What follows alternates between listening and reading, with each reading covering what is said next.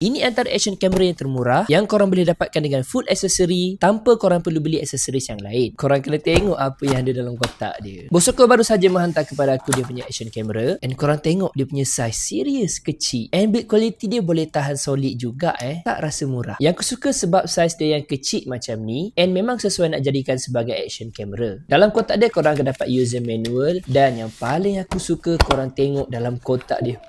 Penuh aksesoris mat. Bermacam-macam aksesoris yang ada. Aku nak cerita pun korang tengok sendiri. Ada yang jenis magnetic, yang ni korang boleh letak dekat dada, so tak nampak over sangat. Yang jenis adjustable boleh ke kiri ke kanan. Ada yang korang boleh letak dekat motor, yang korang boleh sangkut dekat helmet, yang boleh letak dekat tripod, dan dia bagi semua percuma dalam satu harga. Brand lain tak bagi tahu macam ni. Korang kena beli secara berasingan, and of course aksesoris semua ni sangatlah mahal. So ini semua yang korang akan dapat.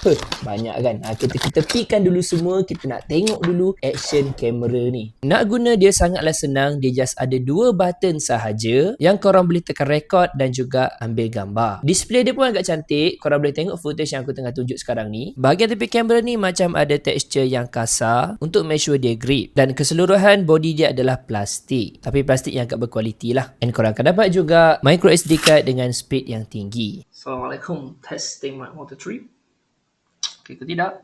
Bosoko. So guys, nantikan full review aku untuk Bosoko action camera ni.